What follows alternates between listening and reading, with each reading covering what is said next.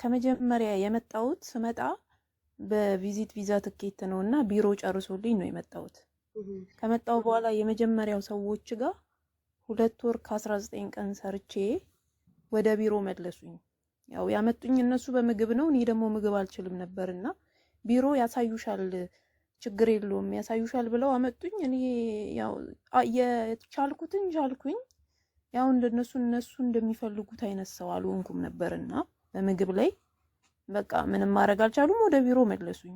ሲመልሱኝ ካንስል አድርገውኛል። ቢሮ 1 ወር ቆየው ስራ አልነበረምና ቢሮ 1 ወር ቆይቼ ለሌላ ሰው ተሸጥኩ ማለት ነው። ያ ሰውዬ ከቢሮ ከወሰደኝ በኋላ እዛ ስራ አጥቼ ስለነበር ኢቃማ ይሰራልኝ ምናምን የሚባል ጥያቄ አላነሳውም 3 ወር እስኪሆነኝ ድረስ ማለት ነው። ከዛ 3 ወር ሲሆነኝ 3 ወር ከሆነኝ ኢቃማ ይሰራልኝም ወይ ብዬ ስጠይቅ የመጀመሪያው ሰውዬ ካንስል አላደረገሽም አለኝ ማለት ነው። ስለዚህ እዚህ ሚያ የሚባል ልጅ ነበር እዚህ ቲክታክ ላይ እሱ ሲጠይቅ ሰምቼ ስጠይቀው ካንስል አድርጎሻል ሰውየው፣ በዚህ ቀን ተደርገሻል፣ ምናልባት ራሱ ብሎክ ሳያደርግሽ አይቀርም ጠይቂ ምናምን ሲለኝ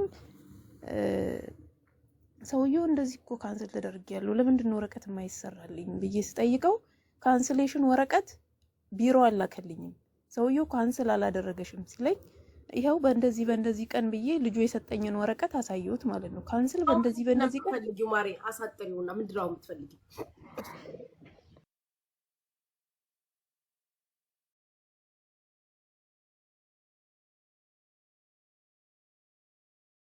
ሰራው ግን ቪዛ ሴልስ ነው።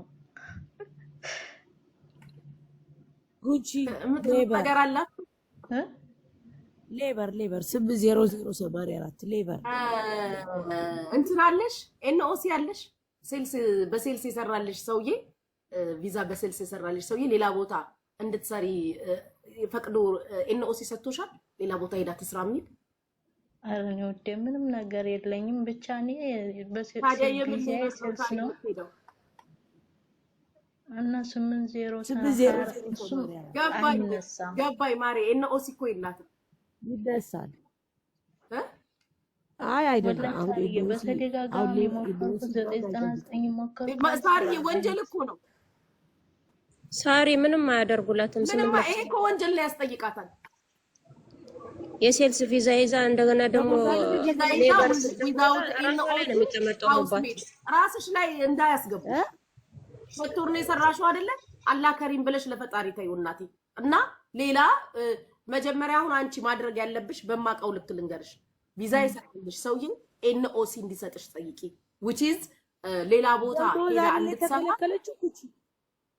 ደሞዝ ነው የከለከለኝ የሚሉኝም እኮ ነገ ወዲያ እያሉ ነው ሰዓቴን የገደሉብኝ።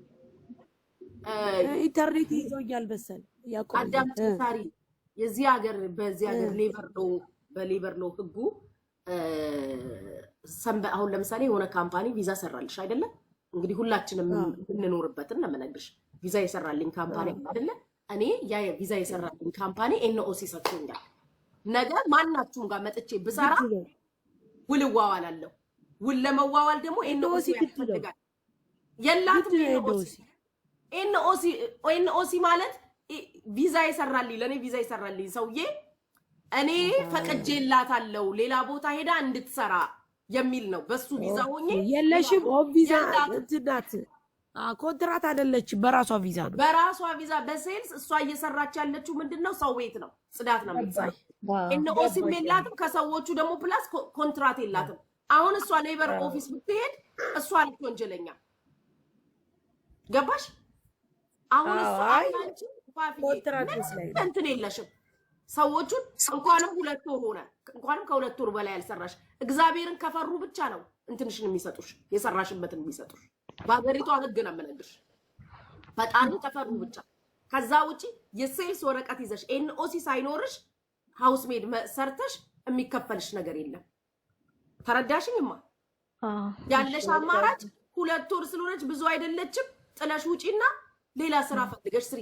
ከዛ በላይ ግን ዛሬውኑ ሰውዬሽ ጋር ደውለሽ ኤንኦሲ ሌላ ቦታ የመስራት ፍቃድ ከተያሽ ወንጀል ነው፣ ዲፖርት ነው የምትደረጊው። የሌላ ድርጅት ካምፓኒ ቪዛ በእጅሽ ይዘሽ ሌላ ቦታ መስራት ያለ ሰውየው ይኸውልሽ ተይዘሽ አሁን ሄደሽ ብትከሺ ማለት ነው ቀጥታ ከፊልሽ ስፖንሰርሽ ጋር ነው የሚደወለው።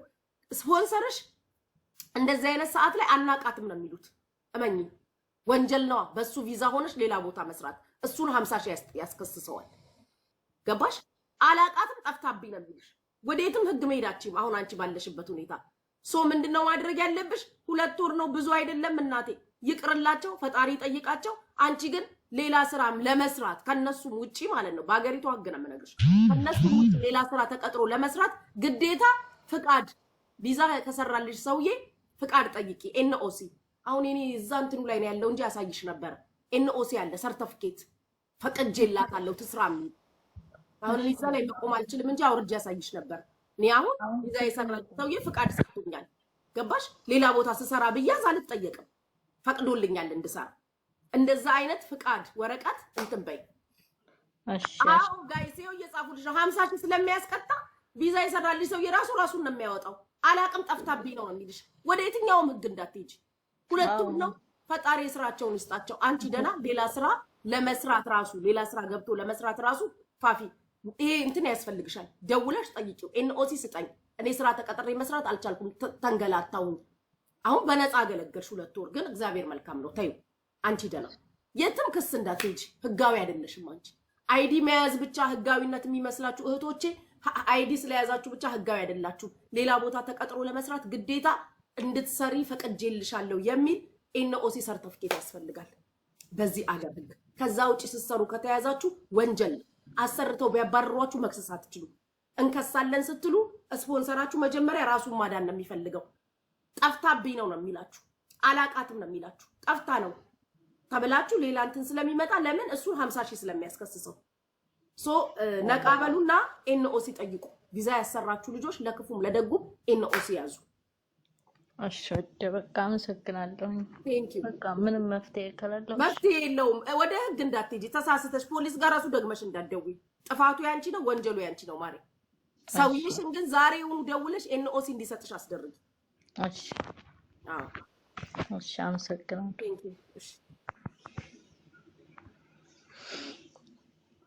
እንዴት ነው የምወርደው? አይናለሁ። እሺ ቲጂ ሂውማን ሄርን ፎሎ እያደረጋችሁ ፍቅሮቼ፣ ቲጂ ሂውማን ሄርን ፎሎ አድርጉ። ቲጂ ሂውማን ሄርን 10 ሺህ ያስገቧት ጋይስ፣ ወደ ሞባይል ሽልማታችን እንድንሄድ። ቤቱን ደግሞ ባርኩ። ቤቱ ምንድነው? ጊፍት ጋላሪውን ሙሉ፣ ታርጌቱንም ሙሉ። እሺ ሰላም እንዴት ነሽ? ራሴን እንኳን ሞኛል ለፈልፋለሁ።